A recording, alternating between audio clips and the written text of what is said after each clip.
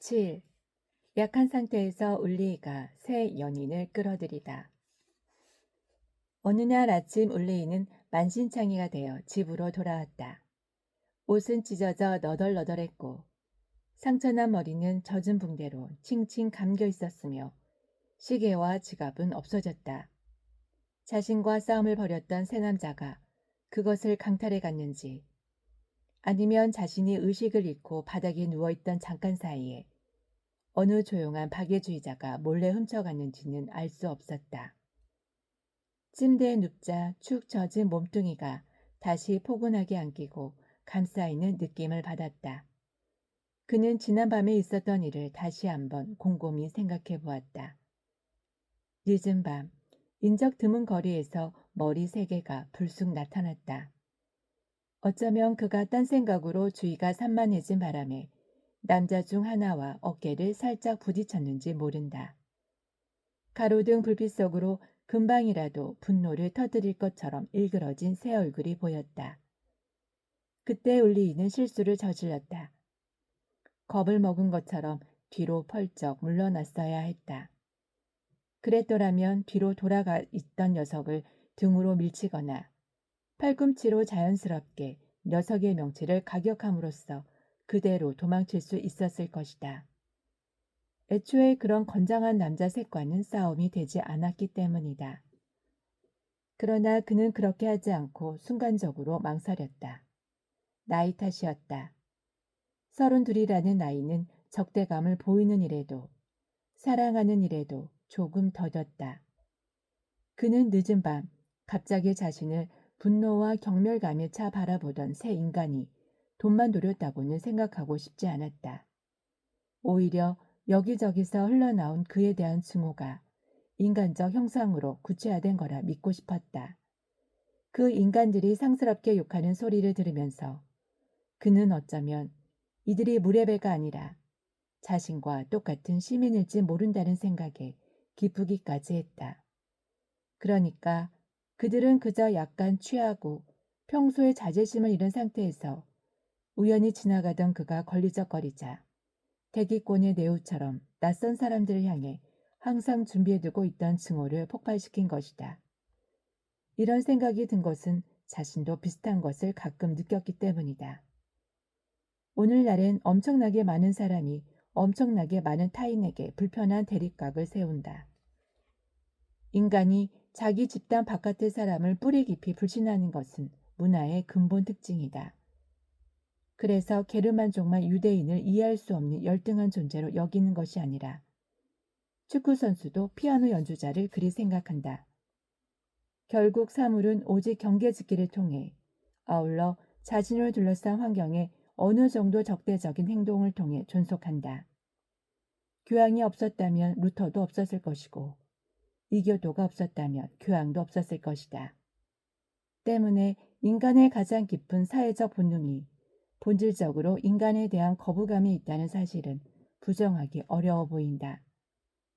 그는 이것에 대해 세세하게 생각해 보지는 못했지만 모종의 적대감이 우리 시대의 대기권을 가득 채우고 있음을 알고 있었다. 만일 그런 적대감이 갑자기 그 미지의 새 남자, 그러니까 나중에는 영원히 사라진 그 남자들로 응축되어 천둥 번개처럼 폭발한 것이라면 안도할 만한 일이었다. 어쨌든 그는 그 새 무례한을 만났을 때 생각이 너무 많았던 것 같았다. 첫 무례한이 덮치는 순간 상대 턱에 선수로 날리고 몸을 뒤로 뺐지만 뒤이어 번개처럼 처리했어야 할 두 번째 무례한에게 날린 주먹은 빗나가고 말았다. 그 사이 뒤에서 무언가 육중한 것이 울리의 머리를 내리쳤기 때문이다. 그는 풀썩 무릎이 꺾이면서 놈들에게 붙잡혔다. 이어 대개 첫 번째 졸도 뒤에 찾아오는 육신의 이상 야릇한 명료함과 함께 몸이 다시 붕 뜨더니 낯선 새 몸뚱이의 소용돌이 속으로 빨려 들어갔고 점점 거세지는 주먹 세례의 녹초가 되었다. 이제 자신이 저지른 실수를 확인한 울리이는 그것이 마치 누군가 멀리 뛰기를 너무 짧게 뛴 것처럼 스포츠 차원의 실수일 뿐이라는 생각에 이르자 조용히 잠이 들었다. 정신은 여전히 멀쩡했지만 놈들에게 맞을 당시에도 어렴풋이 감지했던 나선형으로 꺼져가는 의식의 함몰 과정에 황홀해하면서 다시 일어났을 때 그는 상처가 그리 대단치 않다고 확신하면서 또 한 번 이 사건을 곰곰이 생각해 보았다. 격한 싸움은 항상 불쾌한 뒷맛을 남긴다. 너무 급속도로 친해진 관계의 뒷맛 같다고나 할까. 울리이는 공격을 당한 쪽이 자신이라는 사실과는 상관없이 자신의 행동이 부적절했다고 느꼈다. 하지만 뭐가 부적절했던 것일까? 경관이 300m 간격으로 서서 조금이라도 질서를 위반하는 사람을 곧장 적발해내는 도로 옆에는 원시림을 지날 때처럼 힘과 마음가짐을 요하는 다른 길들이 붙어 있다. 인류는 경전을 만들면서 동시에 무기를 만들고 결핵을 만들고는 다시 결핵 치료제를 만든다. 또한 왕과 귀족과 함께 민주주의를 하고 교회를 지으면서 다시 교회에 반대하는 대학을 짓고 수도원을 병영으로 만들면서 그 병영에 다시 금목을 배치한다. 그뿐이 아니다. 다른 시민의 몸을 죽도록 패라고 무례배들의 손에 납을 채운 고무봉을 쥐어주고 그런 다음 학대당한 그 고독한 몸을 위해 지극한 존경과 배려로 가득 채운 듯한 오리털 침대를 마련해준다. 지금 울리이를 품고 있는 침대처럼 말이다. 이건 잘 알려진 대로 삶의 모순, 비일관성, 불완전성 때문에 생기는 일이다. 이를 두고 사람들은 웃거나 한숨 짓는다. 그러나 울리이는 그러지 않았다. 그는 삶과의 관계에서 이런 식으로 포기와 맹목적 사랑이 뒤섞인 태도를 증오했다. 그것은 마치 노처녀 숙모가 버릇없는 조카의 행동을 감내하는 것처럼 삶의 모순과 불완전함을 마지못해 받아들이는 것이나 다름없었다. 다만 그는 침대 속에 계속 누워있는 것이 인류 문제의 무질서로부터 이득을 보는 일임이 드러났음에도 곧장 자리를 박차고 나오지는 않았다. 그것은 여러모로 이 일을 희생삼아 이루어지는 양심과의 성급한 타협이었기 때문이다. 즉 사람들이 나쁜 행동을 피하고 선한 행동을 하는 것이 전체 질서가 아닌 자기 자신을 위한 것이라면 그것은 개인적인 것으로 도피해 들어가는 잘못된 추론이다. 심지어 울리이는 자신의 의지와 상관없이 하게 된 그 경험을 계기로 여기저기서 무기와 왕이 철폐되고 이런저런 크고 작은 진보가 어리석음과 열악한 상황을 개선하더라도 별 소용이 없을 거라는 생각까지 하게 되었다. 역겨움과 열악함의 도가니는 순식간에 새로운 역겨움과 열악함으로 채워지기 때문이다.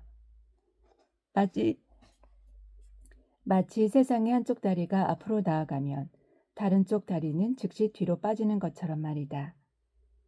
인간은 그 원인과 비밀스러운 메커니즘을 반드시 깨달아야 한다. 그것은 당연히 시대에 뒤떨어진 원칙에 따라 선한 인간이 되는 것과는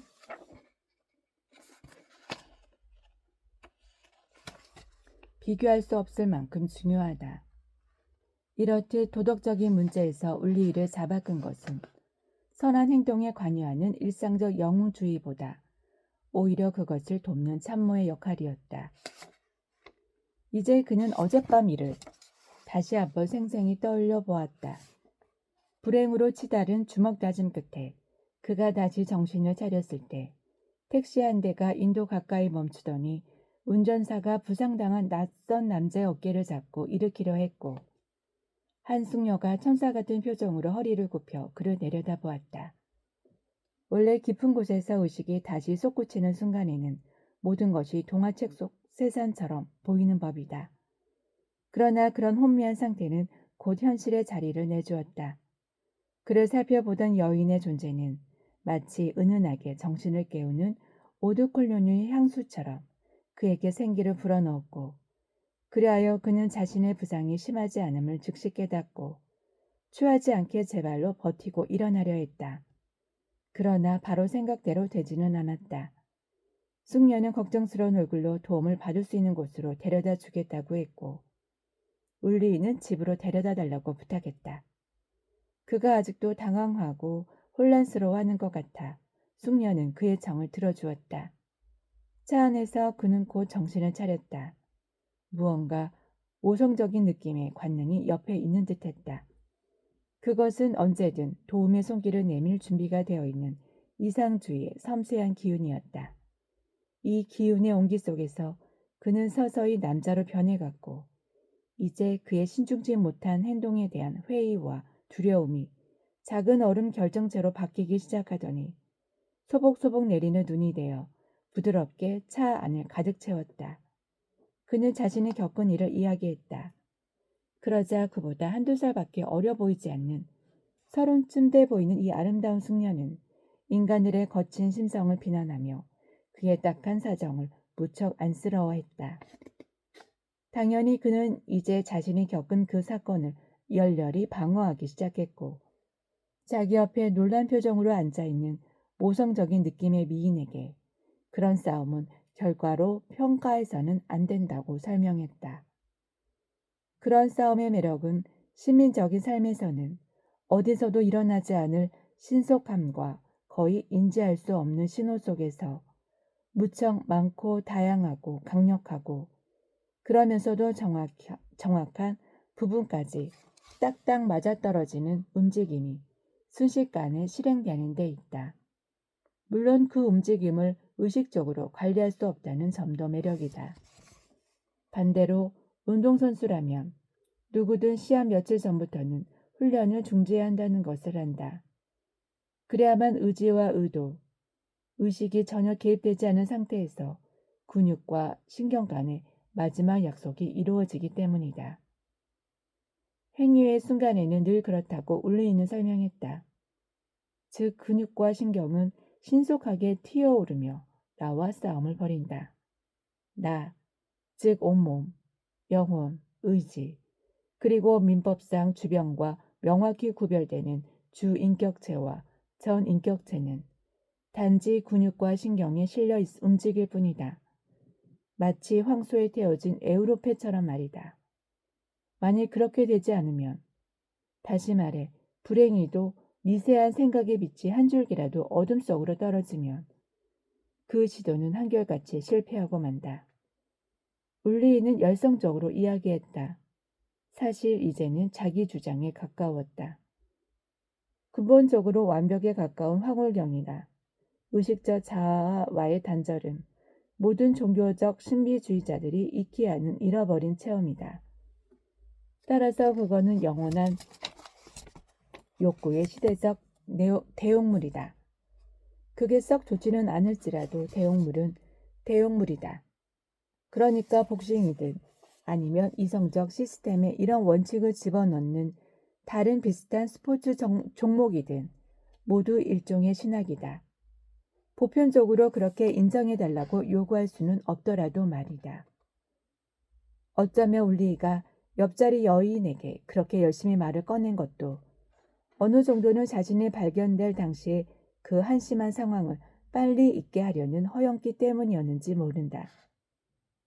이런 상황에서는 그녀도 지금 그가 진지하게 말하는지 아니면 놀리려고 하는지 구분하기 어려웠다. 어쨌든 기본적으로는 그가 신학을 스포츠로 설명하는 것이 자연스럽게 느껴졌고 심지어 흥미롭기까지 했다. 스포츠는 시대에 맞는 것인 반면에 신학은 지금도 분명 많은 교회가 존재하는데도 사람들은 여전히 전혀 모르는 영역이기 때문이다. 어찌되었건 그녀는 자신이 운 좋게 상당히 정신적 소양이 뛰어난 사람을 구했다는 생각이 들었다. 물론 이따금 그가 뇌진탕을 일으킨 것은 아닌지 의심스러웠지만 말이다. 이제 무언가 알아들을 수 있는 말을 하고 싶었던 울리이는 사랑도 그런 종교적이고 위험한 체험에 속한다고 지나가듯이 덧붙였다. 그런 체험들은 인간을 이성의 팔에서 들어올려 정말 아무것도 받쳐주는 것 없는 그냥 공중에 뜬 상태로 만들기 때문이다. 숙녀가 말했다. 그렇기는 하지만 스포츠는 거칠죠. 울리이가 서둘러 시인했다. 맞습니다. 스포츠는 거칩니다. 어떻게 보면 아주 자잘하게 흩어져 있는 보편적 증오가 스포츠 경기를 통해 표출된다고도 볼 수 있죠. 하지만 당연히 그 반대 주장도 가능합니다. 스포츠는 사람들을 연결시키고 동무나 그 비슷한 것으로 만들어주기 때문이죠. 결국 본질적으로 보면 거침과 사랑은 화려하고 말없는 큰 새의 양쪽 날개만큼도 떨어진 사이가 아닙니다. 그는 화려하고 말없는 새와 날개에다 강세를 실었다. 그의 말은 합당한 의미가 있는 생각은 아니었다. 그저 삶이 무한한 자기 육신 속에서 모든 경제적 대립을 일시에 만족시키는 엄청난 관능성의 일부로 채워진 생각이었다. 이제 그는 옆자리의 여인이 자기 말을 전혀 알아듣지 못한 것을 알아차렸다. 그럼에도 그녀가 차 안에 뿌린 눈발은 점점 굵어졌다. 그는 그녀에게 몸을 완전히 돌려 혹시 이런 육체적 문제에 대해 이야기하는 것이 싫은지 물었다. 그러고는 이렇게 덧붙였다. 요즘 육체 활동이 굉장히 유행인데 그 뿌리에는 전율스러운 감정이 있다. 혹독하게 훈련받은 몸은 다른 몸보다 우수할 뿐 아니라 모든 자국에 굳이 묻지도 않고 그동안 연만 움직임을 통해 자동으로 너무나 확실히 대답하기 때문이다. 그러면 몸의 주인에겐 그 움직임의 뒷모습만 본 듯한 섬뜩한 감정이 남고 그의 성격은 신체 일부에 실려 달아난 듯한 느낌이 든다. 그의 질문이 젊은 여인에게 깊은 충격을 준 듯했다. 그녀는 이 말에 흥분한 것 같았고 거칠게 숨을 쉬며 조심스럽게 약간 떨어져 앉았다. 방금 묘사한 것과 같은 거친 호흡, 얼굴의 홍조, 심장 박동, 그리고 그 밖에 비슷한 메커니즘이 그녀 내면에서 진행되고 있는 것처럼 보였다. 그런데 하필 그때 차가 울리의 집 앞에 멈추었다. 그는 아쉬웠지만 애써 웃으며 자신을 구해준 여인에게 연락처를 청했다. 고마움을 표하기 위해서였다. 그러나 놀랍게도 그런 은총은 허락되지 않았다. 그리하여 부상당한 이방인의 등 뒤로 검은 쇠창살문만 굳게 닫혔다. 이어 오래된 정문의 크고 시커먼 나무들이 전등 불빛 속에 불쑥 나타났고 창문에 불이 켜졌으며 짧게 자른 에메랄드빛 잔디 위에 여인의 내실같이 작고 우아한 성의 나지막한 입구가 펼쳐졌다. 그 다음엔 그림과 알록달록한 책으로 뒤덮인 벽을 얼마간 지켜보았다. 이렇게 해서 여인과 헤어진 울리인은 뜻하지 않게 아름다운 실존의 품에 안겼다. 이것이 전날 밤에 일어난 사건이었다. 울리인은 벌써 오래전에 물린 이런 식의 연애에 또다시 시간을 할애하는 것이 얼마나 내키지 않는 일인지 곰곰이 생각했다. 그때 이름을 밝히지 않은 손님이 찾아왔다는 정갈이 왔고 곧이어 베일을 쓴 여인이 다가왔다. 그에게 이름과 주소를 가르쳐주지 않은 그 여인이었다. 그런 사람이 이제 이렇게 낭만적이고 자유로운 방식으로 그의 안부가 궁금해서 들렸다는 핑계를 대며 독단으로 사랑의 모험을 진행시켜 나갔다. 2주가 지났을 때 보나데아는 이미 10살 전부터 그의 연인이 되어 있었다.